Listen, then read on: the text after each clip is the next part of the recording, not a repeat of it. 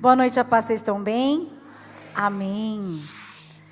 Mateus 12, 15 a 21 diz assim: Sabendo disso, Jesus retirou-se daquele lugar.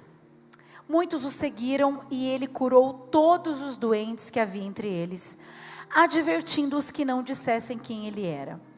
Isso aconteceu para se cumprir o que fora dito por meio do profeta Isaías: Eis o meu servo a quem escolhi, o meu amado em quem tenho prazer. Porei sobre ele o meu espírito, e ele anunciará justiça às nações. Não discutirá nem gritará, ninguém ouvirá a sua voz nas ruas. Não quebrará o caniço rachado, não apagará o pavio fumegante, até que leve a vitória à justiça. Em seu nome, as nações porão a sua esperança. Qual é o contexto desse texto? Jesus estava fazendo milagre no sábado, estava curando muitos doentes. E num determinado momento ele e os discípulos entraram numa lavoura. Os discípulos estavam com fome, e eles começaram a catar as espigas e a comer. Os fariseus, os religiosos, ficaram muito bravos.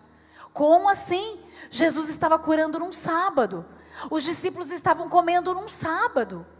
E Jesus começou a falar com eles sobre a importância do sábado, que ele era o Senhor do sábado, e que era permitido sim fazer o bem num dia de sábado. Quando Jesus saiu, os fariseus estavam conspirando para matar Jesus. E aí entra o texto: sabendo disso, Jesus sabia o que eles estavam pensando, sabia o que estava no coração deles. Então, sabendo disso, Jesus continuou a curar todos os doentes que passavam pelo caminho. Ele não parou, porque Jesus não veio para discutir, ele veio para realizar. Ele era focado, ele sabia a missão, ele sabia qual era o propósito dele.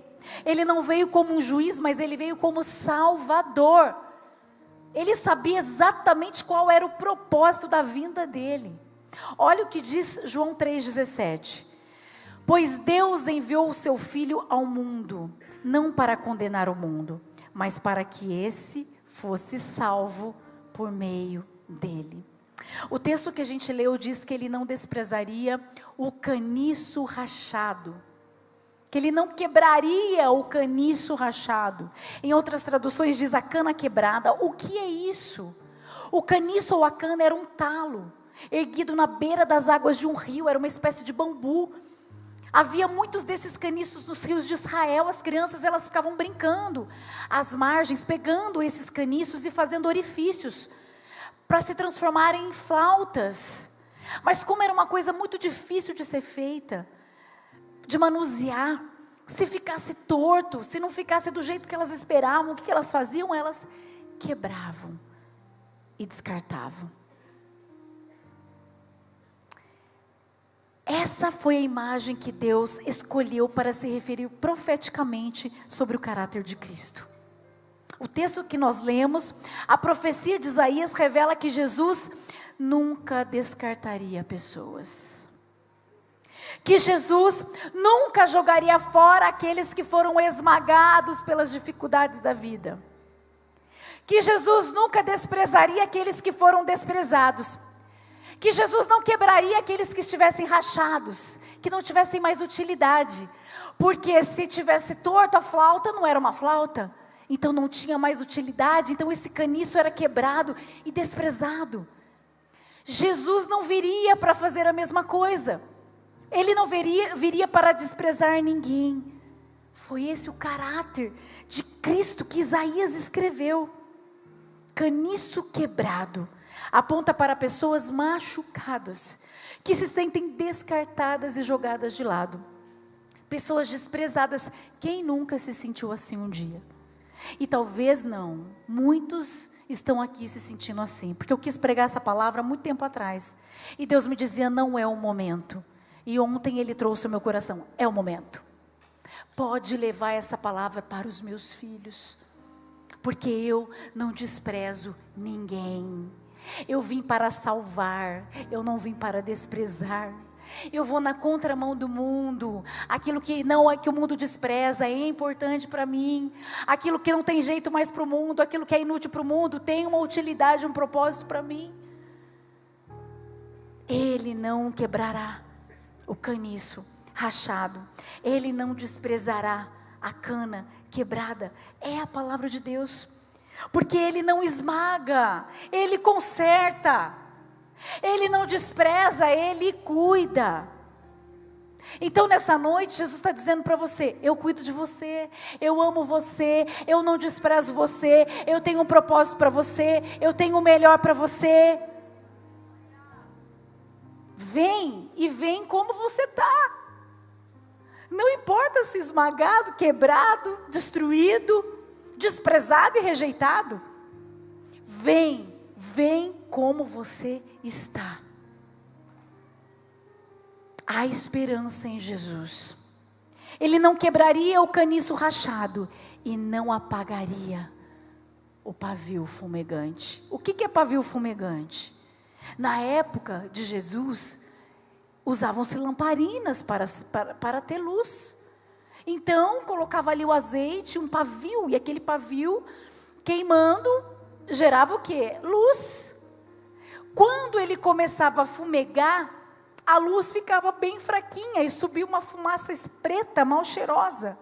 Então, já que a luz estava fraca e o pavio já não servia para mais nada, o que era normal se fazer? Apagar. E ele diz: Ele não apagará o pavio que fumega, o pavio fumegante, ou seja, aquele que está com a chama fraquinha, aquele que um dia teve luz, que um dia era aceso, que um dia tinha chama, que um dia queimava na presença de Deus, que um dia orava, falava, mas que agora está fraquinho, não tem mais fé, está espiritualmente morrendo. A Bíblia diz que o pavio estava fumegando, ele não estava apagado, porque quando está fumegando, ainda há chance de ser reacendido. Ele não apaga, ele reacende. Se a sua chama está fraquinha, se você tem vivido essa frieza espiritual, se você tem olhado para os tempos atrás, porque é bom relembrar aquilo que Deus já fez. O pastor falou sobre isso, a importância de a gente lembrar da ajuda de Deus, de tudo que Ele já fez na nossa vida. Mas também nós não podemos olhar para as experiências que nós tivemos e que hoje nós não temos mais porque estamos distantes, porque estamos frios.